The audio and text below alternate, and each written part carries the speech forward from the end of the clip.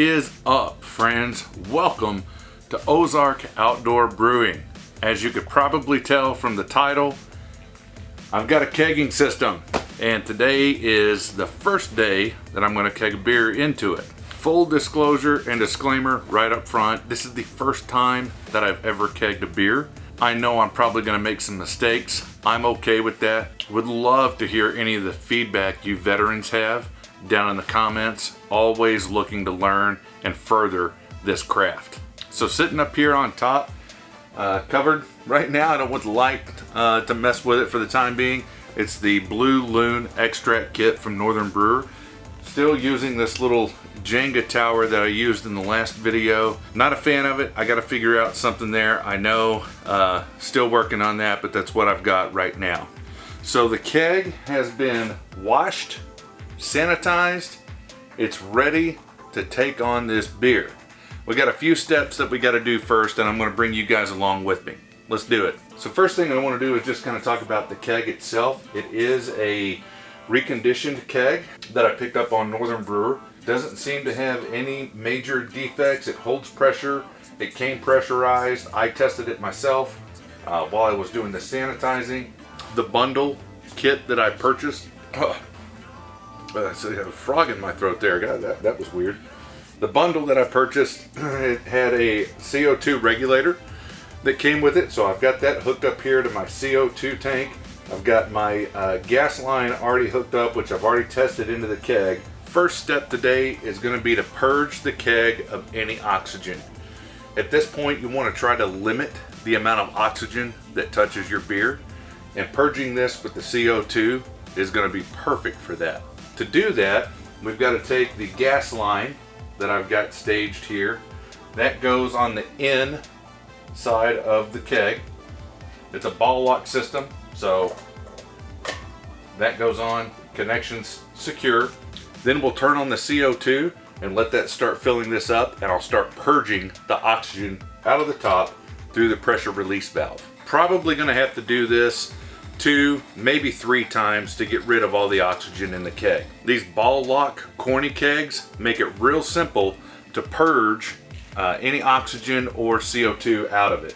So it's got a pressure release valve here built into the lid. It's spring loaded. Once you start filling this up with CO2, you can purge the oxygen by pulling on the pressure release valve, and that lets the oxygen out. Now that all the oxygen has been purged from the tank, I want to shut off all of the CO2. I'm going to open the lid. I've got a bucket of sanitizer sitting behind this, and then it'll be time to drop the beer into the keg.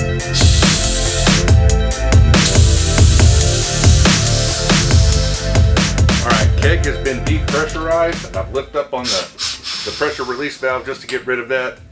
Time to go ahead and take the lid off. And if I did this right, you should be able to see, and that is on there good. You should be able to see a little bit of the gas down in the keg itself. Golly. Alright, that goes in the sanitizer. You can't see jack because it's too dark. Well, shoot. But if you add just a little bit of light, you can see there's a little bit of a fog kind of in there, and that's the CO2 that's remaining. Time to unveil this Blue Loon, or at least get it out of its cocoon here that I've been protecting it from the light with. We'll drop that down. Now it's time, out of the sanitizing liquid that I had, we could take and connect our hose that's going to transfer the beer. You want to make sure that this line goes all the way to the bottom of the keg. As I mentioned earlier, you want to limit the amount of oxygen that gets introduced to the beer. Alright, I've got the line added. Made sure that the end of it is on the bottom of the keg so I don't introduce additional oxygen to it. Let's turn this thing on and see what it does. Real nice, Clark. So you can see beer is flowing down in there very nicely right now. Friends, while the keg continues to fill up, I can tell you I'm so excited that I don't have to deal with 40 plus bottles now for a 5-gallon batch of beer.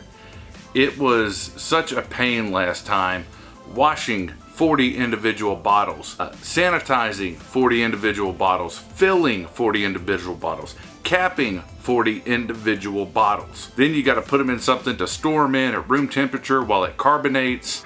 Could take up to 2 weeks for it to carbonate. You could have varying degrees of carbonation between each bottle. Such a pain. I'm so excited to be able to carbonate this now with the CO2. One vessel, one time to clean it, one time to sanitize it, one time to fill it. And it'll be carbonated a little bit sooner than what I would if I was filling bottles. In the last video, you guys saw the new fermentation chamber that I have. It's a stand-up, full-size freezer that I have an Inkbird thermostat hooked up to it. That really worked a treat and helped me keep my fermentation temperature right in that sweet zone. Now with the keg, that fermentation chamber is going to turn into a keezer of sorts where I'll have the keg setting in it set to 38 degrees, and right now I just have a picnic tap hooked up to it. Eventual plan will be to get an actual chest freezer and turn that into a legitimate keezer where I could put at least 2, maybe 3 kegs into it with individual tap handles.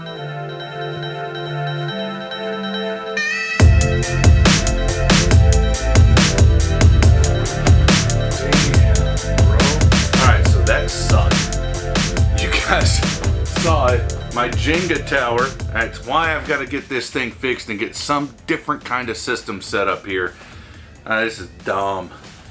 It shifted on me and I stirred up some trube and some other, particles and things that were in there.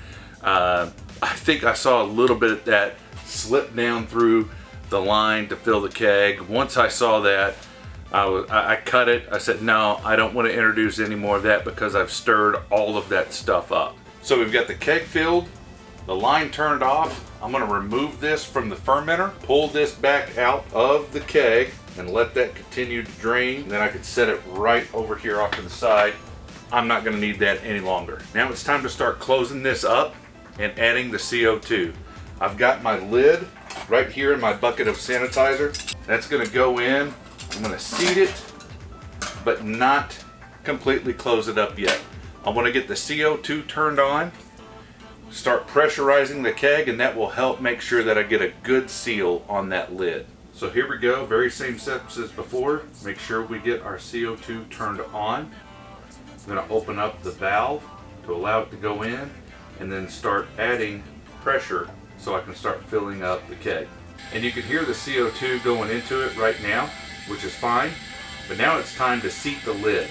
I just want to take the lid, get it pulled up, get it seated nice, and lock it down. Friends, I know you've heard this saying, right? There's 1,000 ways to skin a cat. Maybe there's not 1,000 ways to carb a beer in a keg, but there's definitely more than one. There are several widely accepted methods to carbonate your beer whenever you keg it. The easiest and most simplistic is basically the set it and forget it method.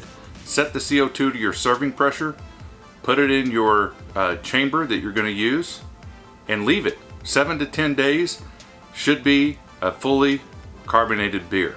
Me personally, I want to try this beer quicker than 7 to 10 days. So I'm going to use another widely accepted method, and that is to set my PSI on the CO2 to about 30 or 35. Let that go for 48 hours, and after that, dial it back down to my serving pressure. There is another method that you can use to basically drink your beer out of the keg the same day that you keg it. That one has the most risk of ruining a beer and over-carbonating it.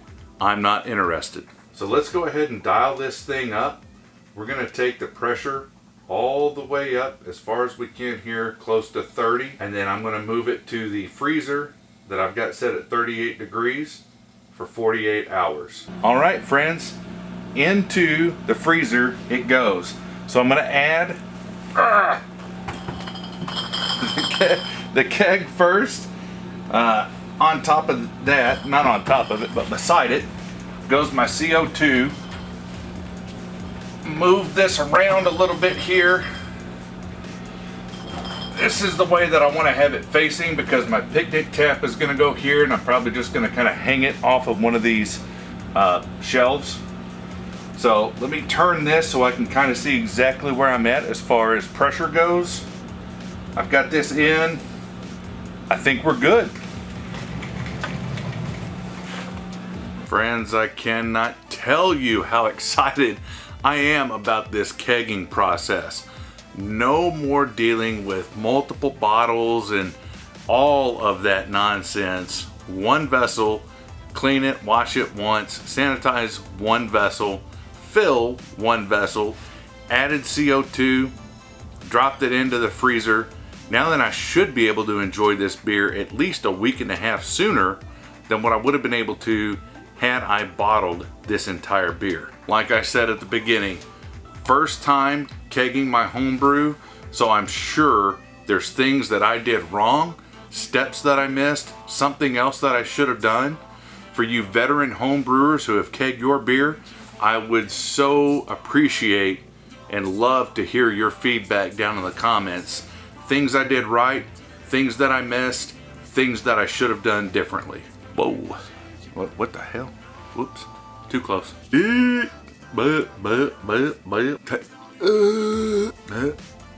My word starts with blue screened. Friends, thank you so much for joining me on my home brewing journey. You guys are amazing. I appreciate all the likes and the comments. If you're not already, please consider subscribing. That always helps us out.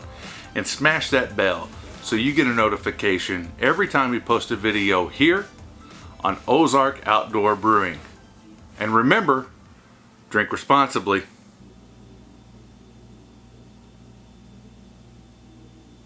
Alright, babe, I'll be up in a minute. I gotta clean this shit up.